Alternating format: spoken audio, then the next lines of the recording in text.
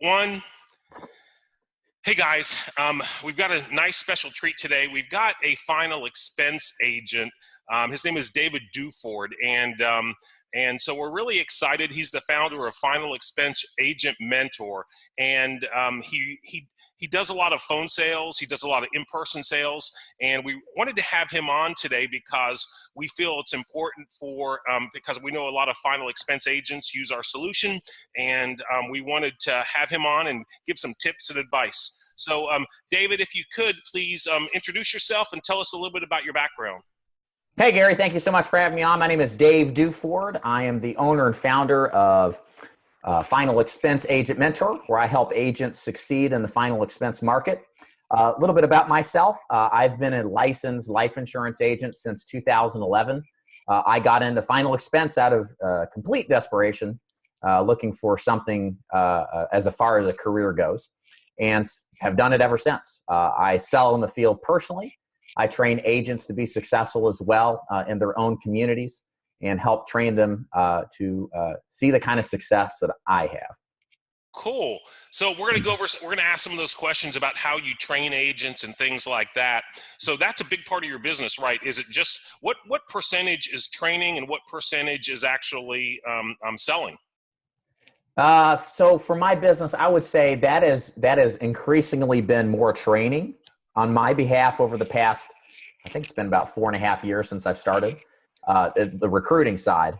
And the selling has been less. I might average a day a week now, whereas a year ago it was 2 to 3 days in the field. But I think as somebody who recruits and trains agents, it's important to have that connection with the prospect in the field, to have that in the trenches feel, and to be able to better train the people that come on board to work with me.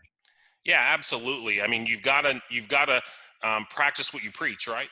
Absolutely. Yeah. There's too many of the opposite out there that recruit before they even sell their first policy, unfortunately, in this business. Right. Well, tell us what a typical day. Now, I'm not talking about you spend a lot of your time, like you said, recruiting and training, but what do you teach as a typical day as far as prospecting is concerned? And let's start with phone stuff first. So you might get a postcard coming in and then you call them up. Tell us what a typical day looks like for a successful final expense agent. Yeah, excellent question. So I think it first starts off with setting appointments for the upcoming day. Best time to call and final expense are after 9 in the morning to about 11, and then again in the evening between 6 and 8:30 or so. Somewhere in there is fine. Especially in the evening, that's the best time to call. Everybody's home from the doctors and work if they still work. But the script we use is very simple. The concept is to sell the appointment, not to sell the product. Our goal is to get into the home to sell ourselves and to sell our product and persuade the prospect that our option is the best option for them. I can take you through a sample script of what we say if you'd like to, Gary. Okay. Absolutely. So real easy. So what I say is we get these cards back. My guys mostly work direct mail final expense leads, direct mail. And what happens is when we call back, we say, hey, this is David Duford. I'm calling about that state-regulated life insurance program card you sent back. The reason I'm calling is I'm the agent responsible for delivering the information you requested. All I need is 5 minutes to show you how this works. And I wondered if either 10 o'clock or 2 o'clock tomorrow would work best for you. Okay. So I'm excited here because I'm an objection guy. Yeah, So I want to talk to you about that's a great. You give them two options, right? You give them two options as far as setting a time, and I love that. And you're coming off as a professional as well, so it makes it sound like you're knowledgeable in the field. What is the biggest at that phone script? What is the biggest objection you get, or the most often the objection you get? Yeah, I'll give you. It's probably going to be, but I already have life insurance, Dave. Or it's going to be, can you send me something in the mail, Dave? And I have a approach to this. I think of things in processes. I'm kind of a tinkerer and engineer by training, and it doesn't really matter what they say, because the objection they're giving you is usually just a knee-jerk objection. They're busy. Look, they're watching Jerry Springer. They're busy cooking. Their mind's on something entirely different than you call. And everybody's immediate instinct is to say no to a salesperson without really like critically thinking about it. So it's important to anticipate the objection is going to happen. Now, the rebuttal to that is very simple. Is you say, hey, that's totally fine. Everybody I talk to says the same thing. They've got life insurance, but the reason they meet with me anyway is because this is a totally brand new program unlike anything you've seen. All I need is just 5 minutes to show it to you. And Mr. Jones, what you do with this information is entirely up to you. If you like it, great. If you don't, you can throw me out. We'll still be friends. How's Tuesday at 2 or would 10 be better? So that process you can use for anything. Notice I didn't go into some dissertation on, oh, life insurance, and let me run some quiet prices for you. Let me tell you how it works. We don't want to do that because that objection is not based on any rational reason. It's just a irrational response, and you have to sell them on seeing you and how simple it is, and how it's not a big deal, and you know that it's just 5 minutes, and then close for the times again. You always want to close for the time. If you leave it hanging out there, they don't know what to expect. They're waiting for you to make the offer. So you got to close on it and shut up, and then hopefully they'll give you one of the two times that they want to meet. Awesome, awesome. So we just talked about the script, and I want to come back to that in just a couple minutes. But what are more things that you do in a typical day as far as maybe doing follow-up phone calls, maybe using a CRM to do that? What are some tools that you use? What else are you doing the rest of the day for a typical final expense agent? So I'm of the persuasion that between sunrise and sunset should be all sales activity. If you're on Facebook, if you are doing paperwork when the sun is up, that is prime selling opportunity that you're wasting. You can always do paperwork in the morning or in the evening or on the weekends. When I would go out there and do 30 appointments a week, I'd save that stuff for Saturday morning when nobody was up and I could get it all done in a couple of hours. I think your primary mission in life as a final expense guy should be seeing the people. So a typical day for a final expense agent, when he's done making his appointments and booking for the following day, when he's between appointments, he should be door knocking his leads. He should see the ones that don't pick up. You know this as well as I do. There's so many people that just will never pick up the phone for anybody. They highly screen everything. They don't want to talk to anybody. And so you've got to find ways to extract the sales that are still in those leads, because there are many people who are interested, but you got to be the first guy that shows up. Because many times they'll still answer the door and they'll just act the same as if you set an appointment with them and still be interested and still buy. So a good final expense agent is going to door knock his leads between appointments. He will not waste a minute on any sort of administrative work. He'll be all in as far as the sales process goes, fighting to see the people, to see who he can help out, help with life insurance, and close the deals. That's great info right there. Door knocking. Now, we have a lot of realtors that use our solution, and they door knock. And so what they do is they'll door knock their FSBOs, which are for sale by owners, and expireds when they can't get a hold of them. So they'll just go through and talk and introduce themselves and do it that way. I have never heard of an insurance agent door knocking, but I love it. Love it, love it, love it. What are some tools? I'm sorry, I lost you, David. Yeah, my fault. I muted it. I was going to add one more thing. Yeah, please. For life insurance agents, it's really important you guys understand this. There are literally people in their 30s and 40s and 50s, maybe not 50s, but my generation, millennials and Generation Y, I think, Generation X, that have never had a life insurance agent call on. You have to go back to the 70s and 60s. I mean, you could swing a dead cat and hit a life insurance agent somewhere. They called on everybody. These days, nobody does. I'll give you a quick example why door knocking works so well. Before I got into final expense, I was a personal trainer, and I had a little office, and I saw this dude walking down to my office, like, who is that?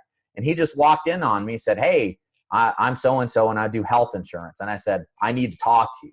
And I'd been thinking about getting health insurance. This is pre-Obamacare days. And he got the sale, just because he simply showed up.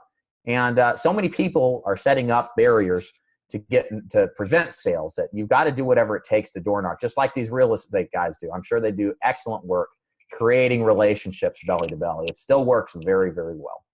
That's awesome stuff. So you're kind of going back like old school, aren't you? The way it used to be, instead of like people just going after the sale, don't worry about, they're not trying to build that relationship.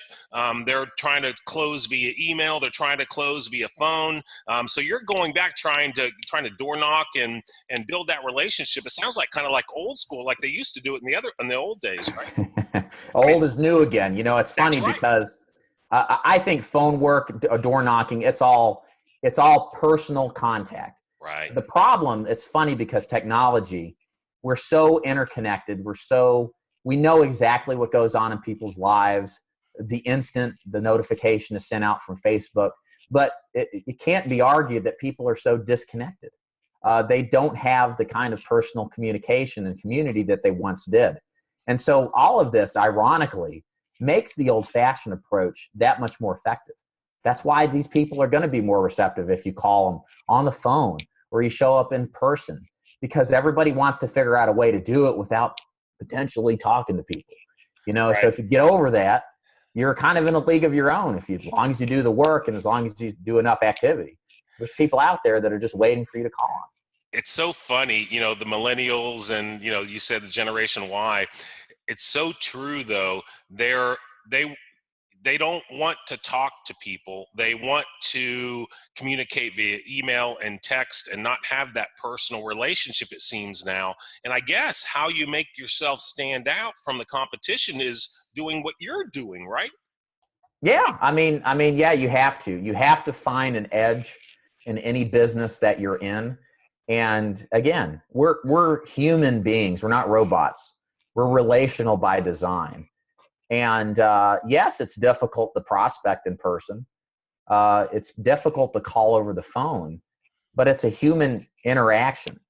And I believe that the goal of every insurance agent or sales rep is to make a sale, make them a client.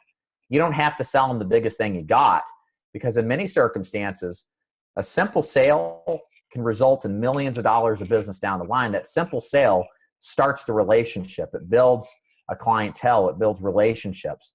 And what better way to do it than just going out there and talking to people? Great info. Do you use any tools, any certain tools? Like, do you have a favorite CRM you use to keep follow up, or any specific tools that you like? You tell your final expense agents to use? Yeah. So it's funny you mentioned that, because we were having this conversation in my Facebook group the other day. And I had to admit, I'm a technological Luddite when it comes to this kind of stuff. So I don't have a CRM. All right. Now, part of this is because of the business. Final expense is a one-call close business. There's no pending file. There's no pipeline. You're either going to sell them or not. They're either interested or not. Now, obviously, there's exceptions.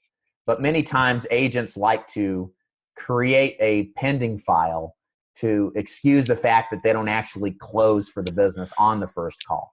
So, but with that said, I can tell you, I've had a few agents that didn't necessarily believe as I do, and they've had really good success with simple apps. Do you want me to name a few, or just kind of give you an idea, or what? Sure. Yeah. Please do. Any information is helpful. Yeah. So one in particular that I've heard is good. It's called onepagecrm.com. It's a simple membership-driven CRM. It's like $10 a month, and everything's done on your smartphone. The notifications pop up like a proper CRM will do. And I've heard guys that get good results. You know, maybe somebody was really interested in buying a final expense policy, but maybe they had to wait 3 months till they were out of a period of time where their health could qualify. So this puts it in the system. It prompts it to pop up at a later date without them thinking about it. And it's all constrained within the smartphone, as most of our lives revolve around it anyway. You know, I think a good CRM that is functional on your smartphone is probably the best way to go. Cool. That's a great tool. Thank you for sharing that. Yeah. So tell us about the mailer. So you typically do most mailers and then you do the phone calls. Tell us about that process. So you mail out to people. You have a mailer in front of you? No? Yeah, that's what I was looking for. I don't actually. That's okay. That's all right. But I can tell you what it says. Yeah, please do. Tell us what it says. Okay, so the goal of final expense lead generation is the goal is to make a sale. However, the leads that we use have been used for decades, and they're like any good lead. They're specific enough to get the idea of what it is that the person's sending back, but they're general enough to cause curiosity. One of the most effective ways to generate leads is to not say everything. Because if you say everything, and if you say too much, the less you tell, the more you sell applies. That concept applies to lead generation. Because what we want to do is get somebody to raise their hand, to just express a marginal level of interest. Because there's so much more to figure out whether or not they're going to actually be buyers. Do they health qualify? Are they somebody who actually needs it? And nobody can do the work of that best than an actual agent. So our lead card says something like this. It says, you may qualify for a state-regulated life insurance program. Let's see what else it says. Even if you've been turned down before. The next line says it's important to know how to qualify for this program. Benefits go up to $35,000. It's tax-free death benefit. Send us back in 5 days. There's a few other things, but that's a generic idea that most cards have. So that expresses the idea that this is about life insurance. But as you can see, there's some trigger words in there that specifically are designed for the people we target, which are retirees and people on disability. State regulated. All these people receive a check from the government. So they're going to think, oh, this is maybe some kind of special program. We're not saying, now nothing we're saying is illegal. All insurance is state regulated. But obviously the verbiage stimulates the idea that this is a special deal for people in their position. Tax-free, benefits. These are all words used by retirees, people on a fixed income. So that gets their hot buttons going. They send the card back. And then from there, we go with the appointment setting. If we want to, set it before we go, or we door knock them and actually show them what they sent back. So you show them what they sent back, and that's your way in the door. Is that right? Yeah, absolutely. So what we'll do is on a door knock, I'll knock on the door. Grandma or grandpa answers and they say, hey, Mrs. Jones, I'm Dave Duford. I try to reach out and shake their hand. It's very hard to turn down a handshake. It's just civil to do, and it creates body connection, which is always the most important form of communication. I'll say, hey, real quick, I'm here because you sent this card. I'll physically lift the card, and then I'll point to where their signature is. Because most people say, I didn't send the card in, or some kind of excuse, try to get rid of me. So if I show them the signature, they can't lie. Now, some people say, yeah, that's my signature, but I didn't send it in. It's like, yeah, whatever. But anyways, you'll get people to say that and then say, hey, look, this real quick, this is about a program that you requested more information about that takes care of final expenses. I was in between appointments and wanted to see if you had 5 or 10 minutes for me just to show you what this is all about. Do you mind if I come in?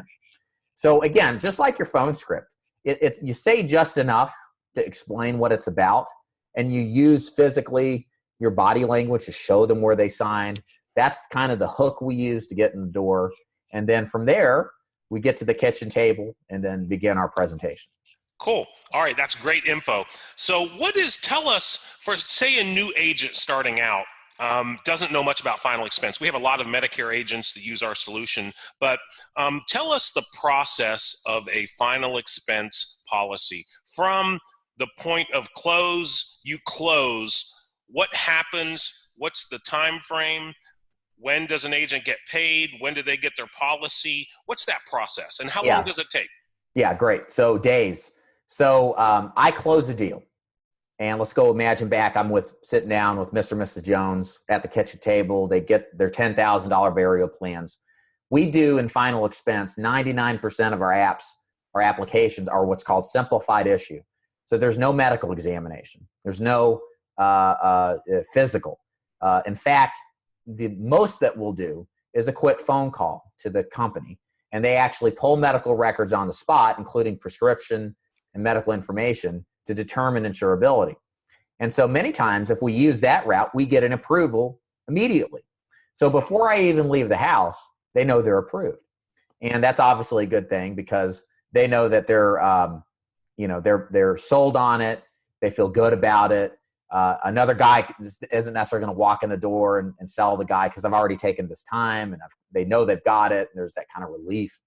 from the time that we're done, takes a policy about a week to two to deliver to the client. I don't follow up and deliver the policy like some people do. I cool down in the presentation. And what a cool down is effectively making sure that they really can afford what I've offered them, that it really makes sense for them. And I'm listening to them reconfirming all this for me so that I know that they're a closed deal that's going to stay closed. Because most of the time in final expense, we set up premium to start in the next month, the old buy now, pay later approach. So we want to make sure that's solid before we leave, especially if we're not delivering the policy. So yeah, so what's great about this business is it's all an activity-based business. We walk in, we close it on the first call, and that's pretty much it. You're very little service work, and then you're on to the next prospect. Cool. That's great info. And that's for a new agent starting out. They might not know what that process looks like. And that's great info. Tell us about the demographics of your market. So typically clients who use our solution, they're going after low income people that might not be able to afford burial expenses. Who are your demographics? You mentioned disability. And so your demographics are who that you go after? So I would say I look at this two different ways. When we send out a marketing piece, generally speaking, we're targeting people between 50 and 85, or if we want to tighten those a little bit, late 50s to mid 70s. Income demographics are very difficult to get accurate projections for. So we cast a broad net. We do 0 to 50,000. Realistically, most of these people that we see are making between 10,000 to 20,000 a year, but nobody knows what exactly a person makes. So there's a hypothetical element to the list of that. So with all that said, the buyers of final expense, anecdotally speaking, I would say the buyers of final expense 9 out of 10 times are on some sort of Social Security retirement or Social Security disability. So let's say, for example, they're disabled. They've lost their insurance to work since they don't work anymore. So there is a definite need to have a designated burial plan or cremation policy, whatever it may be, final expense policy. And then for the retirees, same idea. They've reached retirement age. They've lost their insurance through work. Maybe they had term insurance and it termed out and they didn't realize what they had. And and in both cases, with both retirees and disability clients, they don't have the funds to pay for a $10,000 burial or a $3,000 or $4,000 cremation. And they're worried that their surviving spouse or their kids are going to have to find money that's hard to find, and that's going to cause all sorts of drama and family strife. And they want to prevent that and get peace of mind by paying an affordable premium on a monthly basis. Got it. That's great info. So I have a couple more questions. Cross-selling. Do you cross-sell other products, or is it strictly, it seems like to me that if I were you, there might be Medicare products in there, but do you cross-sell anything at all? Maybe critical illness or anything else? Have you ever tried that kind of thing? That's a great question. I got to the point 3 years into my business where I was going to either begin cross-selling Medicare or to begin recruiting and building an agency. I chose the agency path. But with that said, to go back to your question, there is definite cross-selling opportunity. I would say the most common way you could make a cross-sell is to sell a Medicare product, specifically Medicare Advantage. Now, I'm not a Medicare guy. I focus entirely on final expense since I'm a recruiter for final expense.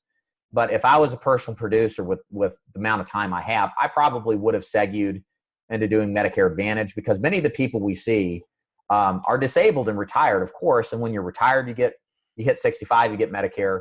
After 2 years of disability, in most cases, you get Medicare as well. So these people need supplemental policies. Right. They need an Advantage plan to better improve upon original Medicare. And there's a lot of people out there that will do business with you. And so there's a definite advantage in cross-selling. The only caveat I have is that I believe an agent that starts off should be completely focused on one product. And as he masters that, It took me 3 years. Now I could have done it in one if I really was focused. But after a year of focused effort and becoming a master, that's when you add another product in. So I would say Medicare is the number one product you could probably sell to 80% of these people. You may not get it on the first call. You may have to go back during open enrollment, but you can create, like you said, through a CRM, the ability to go back and call on these people because you've collected their Medicare information, their providers, what they're paying, if anything at all, if they like it or not, then go back to them and then sell them one of these Medicare Advantage plans. And that's an easy sale, especially after you've made the first one. Yeah, that's great info, and thanks for that. I thought of another question. I was going to ask you one more question, and I appreciate your time today. Yeah. I thought of another question before my one question. So, so what about referrals? How do you work referrals, or do you get referrals? Are you a believer in referral type marketing? Yeah, I made a video about referrals about a year ago, admittingly saying that this is my weakness in my business. I never had to worry about referrals because I could just crank up the lead flow or not and make up for any sort of time that I didn't have in the field. But I will tell you this, when you do this business long enough, and part of this is also explaining my mistakes that I've experienced, you always want to solicit for referrals. And the best time to do it is post-sale, immediately. So as you're cooling them down, you want to walk through the process of saying, hey, I know you've got people that are in your situation that may benefit from what I have to offer. Most commonly, what I'm looking for are people who are on a fixed income, who don't necessarily make a lot of money, and may like the idea of peace of mind through a burial insurance plan. Can you get, say, a brother or sister or somebody, a friend? Can you give me the names of one or two people you think that might make sense that would fit this profile? So what I've done there in that referral approach is I've named my ideal prospect. They're on a fixed income, they're low income, and they're kind of in a similar situation as the person I've just sold. And so that helps pull an idea out of a person or two that I can get a referral from. And if you do it, just like anything else, if you do enough of it, like you do enough activity, you're going to make sales. If you do enough of this approach, you're going to get names from people who are going to be interested. But I can tell you too, 7 years into this business, people start calling me. Hey, you sold a client to my sister. I'd like for you to come over and show me what you got. So I get a lot of referral business just by natural call-ins. And I definitely will say this not necessarily referral business, but it's really important that you go back and see these people that you sell. Go sell them more insurance. You've already paid the acquisition cost to get them as a client. They trust you already. They wouldn't have bought from you and gave you all their banking and social security information if they didn't. And their needs will change. They'll have more money to buy more insurance, or like you suggested, let's cross-sell them something else, like a Medicare plan. Very obvious approach. And there's so much business that I come across, Gary, where I'm adding another policy onto these guys because the original agent is gone. And I realized early on, I was like, where's the first guy that sold this person policy? Why didn't he come back and sell this person? Because he was not paying attention, or he's out of the business, or if he wasn't in business, he wasn't just doing the simple things to go back and sell more and even deepen the relationship that much more. So yeah, implementing all these things you got to do, referrals, seeing your old clients, and sticking with them to maximize your sales and to maximize the benefit for the life insurance that they buy. Cool. All right. So I always end every webinar or training video with one question. And this is a question that it's my home run question. And hopefully you have something good for us, or at least you can help these new agents starting out. So my one question is, David, if you were a new agent starting out, and what is the one thing that you wish you would have known when you started out, a one tip that you could tell a new agent starting out that you learned and you want to share, the biggest thing that can help a new agent starting out that you wish you would have known? Be a soldier and do what you're told.